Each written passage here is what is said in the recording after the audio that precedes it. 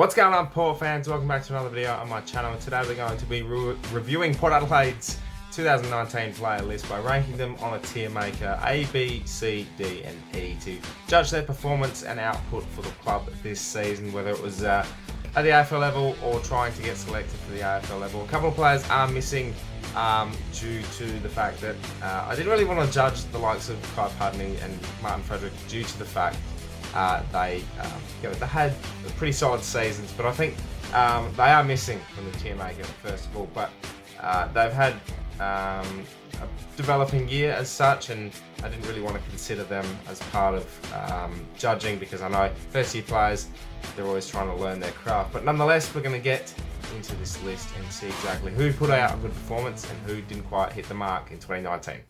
So as you can see, we've got the list of players here, the likes of Scott Lysette, Motlop, a couple of missing, so Sutcliffe isn't here either. He would probably be in the D range, but he's a mid-year draft, so hadn't had a full season under his belt, so pretty harsh on judging that one. But we'll go through the list and see exactly who's put out a good performance. We'll start with Scott Lysette.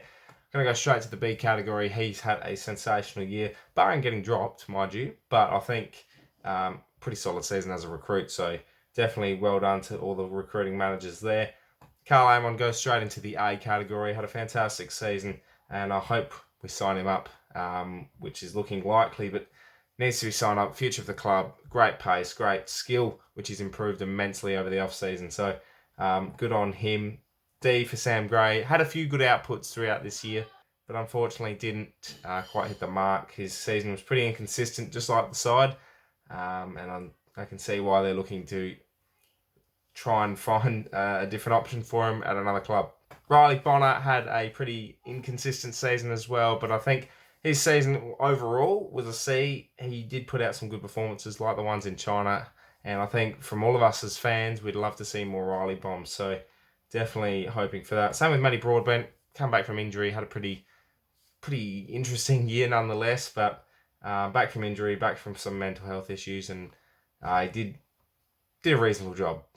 Ryan Burton had a pretty good year as a recruit, barring a couple of injuries. He definitely did the job in the half-back line. His kicking was elite, his running was elite, and I think his ability to use the footy so well is definitely one of the reasons why we picked him up. And he had a good year as a recruit. Zach Butters gets a B. I think his season has been fantastic. He did have a couple of setbacks with injury and a couple of form slumps, but as a forward, you're going to have that, and he's one to persist with, and he's definitely a great recruit. Debbie J gets an A, had a super season down back, and his running ability with the footy is second to none. He's going to be a star of the future. One of the most underrated backs in the league. And speaking of underrated backs, Tom Cleary, A season. I know he had a couple of games where he didn't quite work out, like the one against Ben Brown, but his season overall definitely went underrated. Charlie Dixon gets a C, even though his performances a couple of times weren't great. Came back from injury, was pretty serviceable, created packs and contests, and I think his ability to just lift the team spiritually is second to none. And in the end, he had an okay season. Xavier Dersma gets an A. I think his season was phenomenal. His ability to run back and forth and kick goals and get back and help out the defence was great. And I think that's why we picked him up. An endurance runner, and his ability to win the footy was great. So someone we were desperate to get and got, and he's put out a fantastic performance. Bradovic here was a D. I think his ability to kick goals and be down forward, that whole putting him up forward was a good decision. I back that, and I think just his injuries and his the lack of ability to put it down there by the team was just didn't do him the world of good. And I think you'll see him back next year. But a D for his output. Kane Farrell probably gets a C. He's had another good season. Came in and did his job, kicked a few goals here and there, and you'll definitely see him develop more and more as the years go by. And signing him up was a great decision. He's had a pretty good year. Same with Billy, was just really hard done by not getting opportunities. A C performance, had great sample form. Probably a couple of times where we should have selected him. When we did select him, had great output against the Gold Coast Suns. The other thing as well is he did get suspended a couple of times in the SANFL, which probably hindered his selection chances. But nonetheless, got to sign him up. I reckon he'll be one to watch out for in 2020. Robbie Gray, season. He wasn't too happy with his own season. I think I was at stages you saw the old Robbie Gray, and at other stages probably didn't see what he's capable of. He knows he's better. We know he's better, and he'll be back next year. Same with Hammer. Came back from a serious knee injury. Did his ACL. Probably played with a bit of injury throughout the season and didn't quite get going, but he did have solid performances. So you'll see better from him next year. Dan Houston gets an A. Solid all season across half back, and then put him into the midfield was just a fantastic decision. And yeah, he's going to be a star, I reckon, in the future. No problem at all with Houston in the middle. Dougal Howard probably gets a D. Didn't have a great start of the season with his form, and when he did come to the side, didn't have a lot of output. Should have come back as a defender. Probably a bad call making him a forward without Dixon, but yeah, that's the price he paid, unfortunately, and I know he'll come back bigger and better and stronger. Aiden Johnson gets an E. Had one opportunity at the AFL, didn't do much in the SNFL, and I don't think you'll see him on the list next year. TJ had a pretty solid season as a captain. His injuries probably hurt him a little bit. Didn't quite get as much consistency into his year as he would have liked, but the pressure of him being a co-captain and trying to stand up as a player for his team, he did it reasonably well, and he'll only thrive in that role even more. Jared Lannett probably gets a D. Didn't have a great season. His patch where he was playing was fantastic. Didn't find his way back into the team. And it's probably one of those things where he just, fell away, really. And that's not what you want when you're trying to fight for a spot. So you'll probably see him back bigger and better next year. Todd Marshall probably gets a C. He kicked goals when he came into the side, was reasonably servant throughout the year and helped our structure in the back half. His SNFL form was okay, but we know he's improving, and the tough situation that he had with everything going on, he'll certainly be better off for it in the coming years, and hopefully we'll see more of Toddy. Sam Mayes, probably a failed trade, to be honest. Had a good SANFL form, didn't make the AFL cut at all this year, and he'll be looking to change that next season. So if we give him another contract, he should do the job. Same with Trent McKenzie. Didn't quite live up to expectations. His SANFL form was pretty good. Unfortunately fell short a few times for selection. Was an emergency. But I think, 2 games in 2 years, it's just not what we should be expecting from a player that has played AFL plenty of times before. Stevie Motlop gets a D as well. Wasn't solid at all this season. It was out of form. Played on the fact that Ken Hinkley didn't drop him sooner. And he just didn't give us the performances we wanted from him. SPP probably gets a C.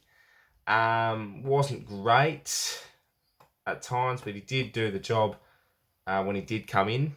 And probably after the hype performances of his pre-season, I think we probably expected a little bit more from him, but didn't get it. So we're looking forward to seeing what he can produce in 2020. Willem Drew gets a D. B. I thought his season was really solid. Just didn't quite, at stages, put out great AFL performances, but his SANFL form was excellent. When he did come into the side for the AFL, he was servant. He was serviceable, and he did the job. And I think he's only going to be better for it. Tom Rockcliffe gets a C. He had a pretty solid year. Actually, I'm going to make that a B. Didn't put out some performances that were great, but his middle patch of the season was bloody brilliant, and the pig was doing pig things. I'd just love to see more of it, and I think he'll be better off for it next year. Connor Rosie gets an A. Second in the Rising Star. Should have won, I think. He was just the best first-year player I've seen in a long time. Biased or not, he's been a phenomenal player, phenomenal pickup, and I can see why the Power picked him up, and certainly was a great choice doing that.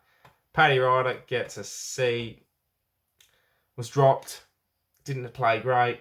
Was serviceable when he came into the side. Didn't quite work as a forward.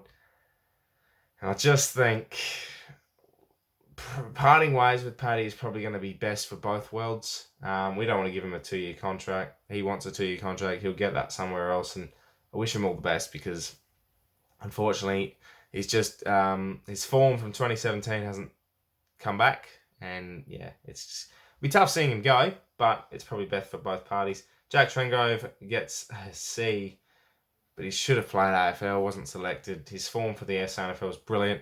Unfortunately, I don't think he'll get a contract, and he'll be missed. Jack Watts. It's hard to judge Jack because he was so... I'm going to give him a C. He was good before he got injured. And then he got injured and unfortunately didn't have an impact at all since round 2. So it's very hard to judge his season. But I base it on his form, and I reckon he was going to be on the verge of... he just looked so solid at half-back.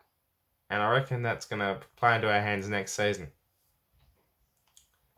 Justin Westhoff gets a C as well. I think he had a pretty average season compared to his best and fairest last year. I know he can be better. He knows he can be better. And I think playing him out of position so many times and ended up playing at centre-half back in the last portion of the season, he won't be too happy with it. But we know he'll come back. Co-captain Ollie Wines, unfortunately, I'm going to judge him a D. His season was just not what he wanted, and his performances as a co-captain was pretty okay, but he's only 11 games as a co-captain. Won't be satisfied with that in the slightest, and I think he'll be looking to improve. Now, I left this person last because we know how good he was. Charles Spoke gets an A. Wish it was a GOAT tier because he'd be in it. Bokey's season as a 30-year-old was amazing, and who would have thought putting a midfielder in the midfield would put out performances like he did? Robbed of an All-Australian selection, should be in it, and unfortunately, it's the price we pay when you're not Victorian. But nonetheless, Trav had a pretty solid year. Well, Port fans, that wraps up this ratings of the 2019 Port Adelaide list. Let me know in the comments below what you thought. And once again, thank you to whoever made this. I'm not quite sure the name of it, but it's made. Have a go at it. I'll leave the link in the description below, and we can judge and compare who we ranked as season has gone by. So let me know in the comments below. But thank you very much for watching. Make sure you subscribe to the channel if you're new for plenty more Port Adelaide and AFL content coming your way this off-season. I look forward to seeing what you guys think. My name's Anthony, and as always, come on.